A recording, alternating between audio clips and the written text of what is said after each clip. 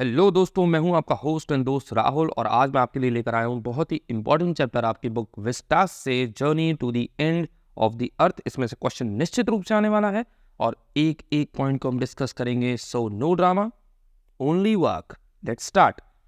देखिए, चैप्टर का नाम है journey to the end of the earth. इसको लिखा है तिशानी तोशी ने। ऑथर का नाम याद रखेंगे। इसकी थीम क्या है? Geographical phenomenon which led to the formation of Antarctica separating from huge tropical landmass Gondwana।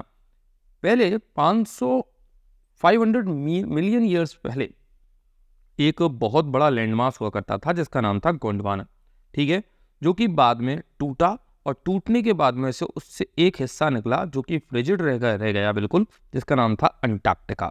सब थीम क्या है?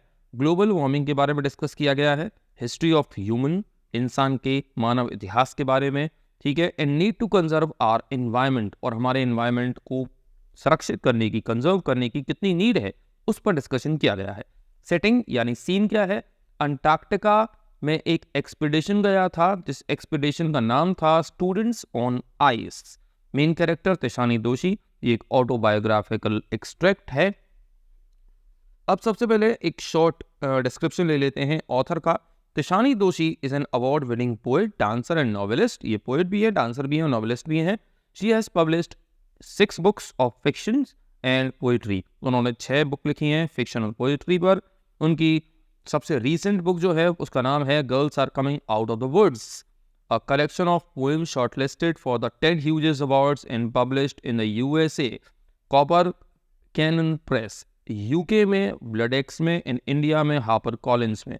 एक नॉवल लिखा था इन्होंने जिसका नाम था small days and nights, published in the USA Norton में पब्लिश हुआ, यूके में पब्लिश हुआ, इंडिया एंड ऑस्ट्रेलिया ब्लूम्सबरी में, और फोर्थ कमिंग सेवरल लैंग्वेजेस, और ये अब कई और लैंग्वेज में आने भी वाला है।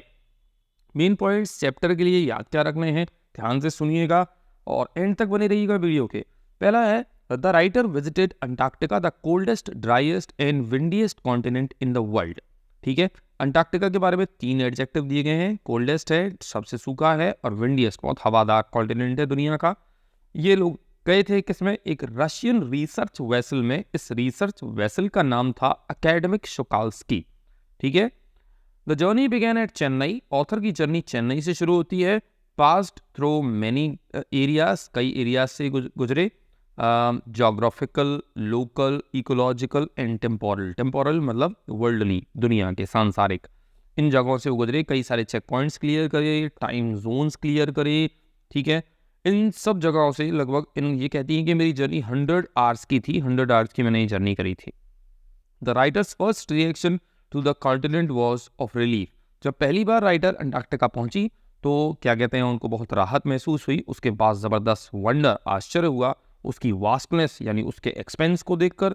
सेकल्जन, सेकल्जन यानी लोनलीनेस, अकेलेपन, सुनसान होना, उसको देखकर। और जियोलॉजिकल हिस्ट्री, इसकी जियोलॉजिकल हिस्ट्री के बारे में जानकर बहुत ज़्यादा आश्चर्य, सरप्राइज उनको हुआ। पहला इसमें पॉइंट आता है चैप्टर में, पार्ट ऑफ हिस्ट्री। इसमें क्या डिस्कस किया गया है? बिफोर ह्यूमन इवोल्यूशन, इंसान के इवोल्यूट होने से पहले यानी इंसान के आगमन से पहले, Antarctica was a part of a huge tropical landmass. Antarctica जो था एक बहुत बड़े लैंडमास यानी सुपर कॉन्टिनेंट का हिस्सा था, जिस कॉन्टिनेंट का नाम था गोंडवाना। ठीक है, जो कि 500 साल पहले तक खूब फलता फूलता था, फ्लरिश करता था। बायोलॉजिकल चेंजेस हुए, जियोलॉजिकल चेंजेस हुए, जियोग्राफिकल चेंजेस हुए।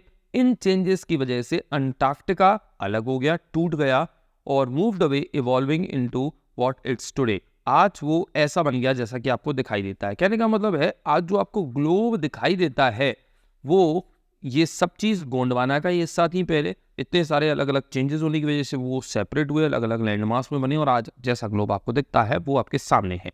ठीक है, a visit to Antarctica gave the writer a deeper understanding of mountains. Antarctica पहुंचकर जो राइटर है उसको माउंटेन्स के बारे में पता पड़ा, अर्थ की हिस्ट्री के बारे में पता पड़ता है, वहाँ की इकोलॉजी और एनवायरनमेंट के बारे में पता पड़ता है। या आप अपने क्वेश्चन के आंसर्स में इन नोट्स को, इन वैल्यू पॉइंट्स को ऐड करेंगे। द लॉन्ग समर, वहाँ की लंबी गर्मियाँ। साइलेंस, जो शांति है, क्योंकि वो अनपॉपुलेटेड एरिया है, कोई भी वहाँ नहीं रहता है। ओकेजनली, कभी कभार यहाँ का साइलेंस टूटता है।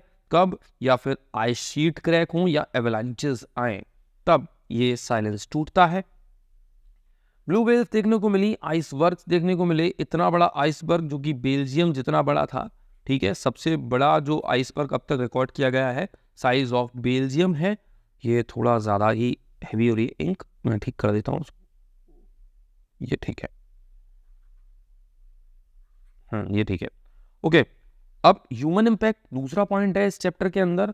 Humans who are known to have existed for merely 12,000 years, ऐसा माना जाता है इंसानों को इस धरती पर 12,000 साल हुए हैं, पर फिर भी हमने एक tremendous impact and played in havoc with nature. हमने अपनी ही प्रकृति के साथ में बहुत ज़्यादा विध्वंस किया है, उसमें बहुत ज़्यादा प्रभाव डाले हैं उसको अपने हिसाब से चलाने के लिए। पॉपुलेशन एक्सप्लोजन होना, putting a strain on available resources, हमारे जो नॉन रिन्यूएबल रिसोर्सेज हैं उसका उन पर पॉपुलेशन एक्सप्लोजन से बहुत ज़्यादा प्रेशर पड़ता है। कार्बन एमिशन जो हो रहा है, फॉसिल फ्यूल्स की बर्निंग जो हो रही है, जीवाश्म ईंधन को जलाने से, ग्लोबल वार्मिंग बढ़ने से, इन सब चीज़ों ने क्लाइमेटिक और इकोलॉजिकल असंतुलन यानी इम्बैलेंस पैदा किया है, जिसने अंटार्कटिका को भी अफेक्ट किया है। जबकि अंटार्कटिका अनपॉपुलेटेड है, पर हम लोगों ने जितना ज़्यादा फॉसिल फ्यूल्स को जलाया है, कार्बन एमिशन किया है, उससे ग्लोबल वार्मिंग हुई है। अंटार्कटिका के ऊपर ओजोन लेयर जो है, आपको बता दूं, ओजोन लेयर जो है उसमें अंटार्कटिका के ऊपर ही होल है, यानी वहीं से वो बहुत ज़्यादा थिन है। Antarctica though unpopulated has been affected and there are concerns for its 500,000 year old carbon records trapped under its ice sheets। Antarctica क्योंकि वहाँ पर कोई रहता तो नहीं है, ठीक है, अभी भी फिर भी हमारे जो काम है, हम कह सकते हैं सो कॉल्ड मॉडर्नाइजेशन और अर्बनाइजेशन, इंडस्ट्रियलाइजेशन, इन सब चीज़ों की वजह से उस पर प्रभाव पड़ा है, ठीक है। अभी दुनिया भर के राष्ट्र जो हैं यहाँ पर छुपी हुई 500,000 पुरानी कार्बन रिकॉर्ड्स के बारे में सोच रहे हैं, जो कि इसकी आइस शीट्स में मिलती हैं, जिससे कि हम अर्थ के प्रेजेंट, पास्ट एंड फ्यूचर को जान सकते हैं, ह्यूमन एवोल्यूशन को समझ सकते हैं, इंसान का विकास कैसे हुआ, और जो डायनासोर्स थे उनका एक्सटिंक्शन कैसे हुआ, यानी डायनासोर्स कैसे गए, क्या रीज़न रहा, उन चीज़ों को उन आइस कोर्स में छुपे हुए कार्बन रिकॉर्ड से समझा जा सकता है। यहाँ पर the students on ice programme an initiative by Canadian adventure educator Geoff Green, याद रखना है जियोफ ग्रीन नाम के कैनेडियन एडवेंचर एजुकेटर हैं जो कि स्टूडेंट्स ऑन आइस प्रोग्राम को हेड करते हैं, उन्हीं की पहल है, उन्हीं की वजह से ये प्रोग्राम चलता है। टेक स्टूडेंट्स, वो 10th क्लास के हाई स्कूल स्टूडेंट्स को 12th क्लास के स्टूडेंट्स को उस एक्सपीडिशन पर ले जाते हैं अंटार्कटिका में, और उनके अंदर जागरूकता पैदा करते हैं, अवेयरनेस पैदा करते हैं। क्यों पैदा करते हैं? क्योंकि यही वो लोग हैं जो फ्यूचर पॉलिसी मेकर्स हैं, आगे चल के एडमिनिस्ट्रेशन में आएंगे, देश को चलाएंगे, बड़े बड़े पोस्ट पर बैठेंगे। तो शुरू से ही उनके अंदर एक बदलाव लाने की, एक अवेयरनेस लाने की कोशिश जियोफ ग्रीन करते हैं। The stark proof of global warming and environmental threats help students attain an understanding of ecological system and biodiversity of our planet. कहने का मतलब क्या है? जो अंटार्कटिका पहुंचकर एक क्लियर एविडेंस, प्रूफ मिलता है ग्लोबल वार्मिंग का, एनवायरमेंटल थ्रेट्स का, इससे उन बच्चों के अंदर एक अंडरस्टैंडिंग, एक समझ पैदा होती है हमारे इकोसिस्टम के बारे में, यानी पारिस्थितिकी तंत्र के बारे में, और इस प्लेनेट अर्थ की बायोडाइवर्सिटी यानी जैव विविधता के बारे में, और जो उसमें नुकसान हो रहा है, जो वो डिक्लाइन कर रही हैं, उन चीज़ों के प्रति उनके अंदर अवेयरनेस जागती है। An amazing display of food chain of southern ocean helps in understanding that further depletion of ozone layer will set off a chain reaction that will affect the global carbon cycle। अगला point क्या discuss किया गया है, वहां पहुंचकर बच्चों को पता पड़ता है कि एक सदर्न फूड चेन है, और अगर इसमें और ज़्यादा डिप्लेशन यानी गिरावट आई ओजोन लेयर के थिन होने की वजह से, क्योंकि यूवी रेज वहाँ गिरेंगी, जिनकी वजह से ये जो फूड चेन है, जिस पर पूरे के पूरा जो एक्वेटिक एनिमल्स हैं वो सस्टेन करते हैं, वो ख़त्म हो जाएगी। एक प्रकार की एक्वेटिक मरीन ग्रास है जिसको फाइटोप्लैंक्टन कहते हैं, वो भी ख़त्म हो जाएगी, और उससे ग्लोबल कार्बन साइकिल पूरी तरह से अफेक्ट होगी, मरीन एनिमल मर जाएंगे। इन चीज़ों के, इन थ्रेट्स के बारे में भी इन बच्चों को पता चलता है। द सिंपल ट्रूथ इज, कहने का साफ सुथरा मतलब या सीधा सत्य ये है, take care of the small things and the bigger ones will automatically be taken care of. कहने का मतलब है आप छोटी छोटी चीज़ों का ध्यान रखिए। आप जो छोटे छोटे नुकसान इस प्रकृति को कर रहे हैं, इस नेचर के लिए कर रहे हैं, उनको रोकिए, तो उनके बड़े बड़े इम्पैक्ट आपको देखने को ज़रूर मिलेंगे। वॉक ऑन द ओशन अगला पॉइंट है इसी चैप्टर के अंदर। ये है अंटार्कटिका, कर्टसी गूगल से ली हुई फोटो है ये। Before their return the writer got an opportunity to walk on the ocean at 65.55 degree south.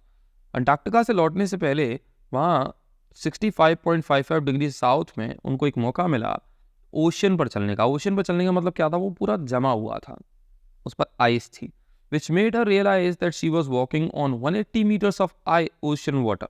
वो 180 मीटर के ओशन वाटर पर चल रही हैं। A rich kaleidoscope of life, ये एकदम क्लियर दर्पण, एक मिरर था जीवन का, क्योंकि उसके नीचे ब्लू व्हेल्स थी, ठीक है, और भी मतलब लिविंग क्रीचर्स उनको देख सकती थी वो। घर पहुंचने के बाद में she wondered whether Antarctica would ever be warm.